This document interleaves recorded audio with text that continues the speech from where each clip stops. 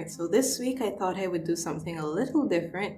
In the spirit of Inktober, I thought I would follow a theme, and this month, for this year, we're going to be focusing on Jumbies.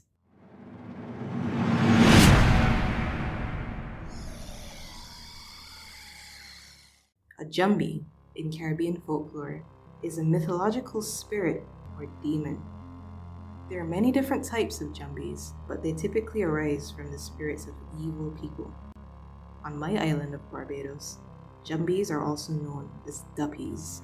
They are dark, shadowy figures of old who terrorize the night, seeking to trick, maim, or kill unsuspecting victims. The word Duppy is a name of African origin, used commonly on the Caribbean islands of Barbados and Jamaica. The word most likely comes from the Ga language of Ghana, where the word adope literally means dwarf. But in Ghanaian folklore, spirits are dwarves.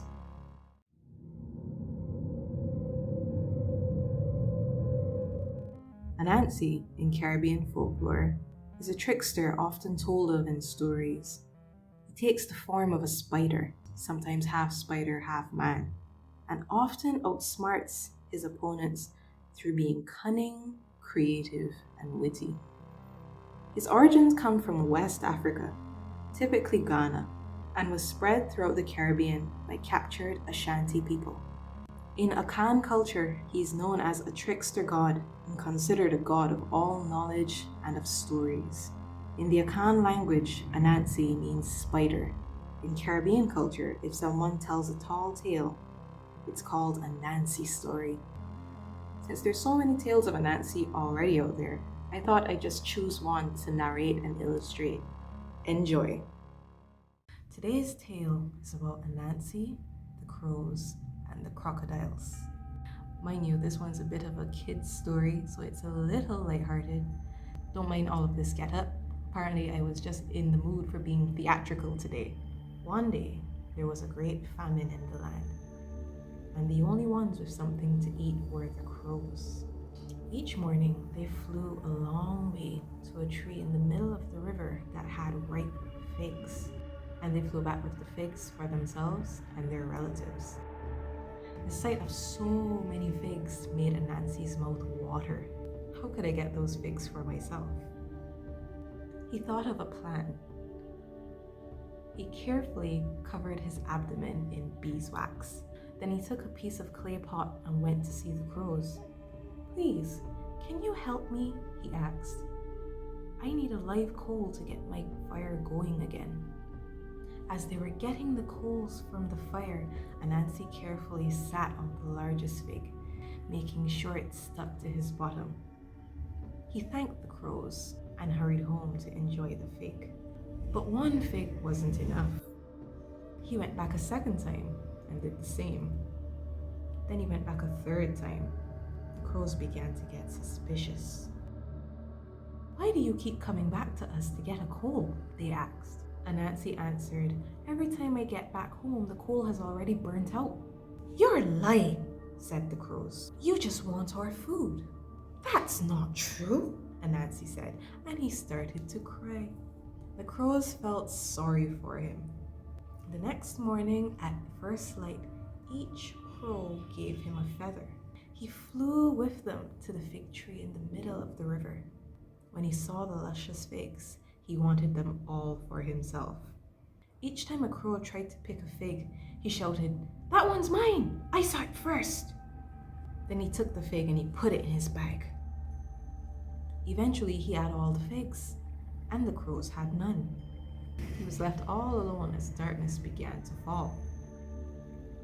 "I don't want to stay here in this tree for the rest of my life," he said to himself. "I'll just have to jump into the air like the crows." So he took a deep breath and plop! Fell into the river among the crocodiles. "What do we have here?" a gruff crocodile voice said. "A tasty morsel to eat? Yum yum." "Oh, please don't," cried Anansi. "I'm one of yours, don't you know? I got lost in the days of our grandfathers, and no one was able to find me. You're the first of my relatives I've ever met." He cried so much the crocodiles felt for him. The oldest crocodile said, "We'll know you're one of us if you can eat and enjoy mud soup just like we do." They gave him a pot of dirty brown water. Just like my grandma used to make, Anansi said. But he made a hole in the ground with his back foot and a hole in the pot with his front foot. As he pretended to drink the soup, it oozed down the pot into the hole beneath his feet. "Delicious," he exclaimed, giving back the pot to the crocodiles. "Now we know you're definitely one of us," the crocodile said. So they allowed Anansi to sleep in their hole with them for the night. "Tomorrow morning, I'll tell you the story of my life," Anansi said as they fell asleep. Early the next morning, before first light, Anansi woke up one of the crocodiles. "Hey, I want to go fetch my wife and children so they can help me tell my life story. Will you help me before the others wake up?" he asked the crocodile. The crocodile was grumpy at being woken up so early. "Please help me. You swim so much faster than I do," Anansi said. The crocodile agreed, and Anansi rode on his back to the bank of the river. He climbed off quickly. "I'll be back soon. Don't go away," Anansi said as he disappeared through the tall grass. As far as we know, the crocodile is still there waiting, with his beady eyes and long snout just above the water. Definitely a trickster, huh?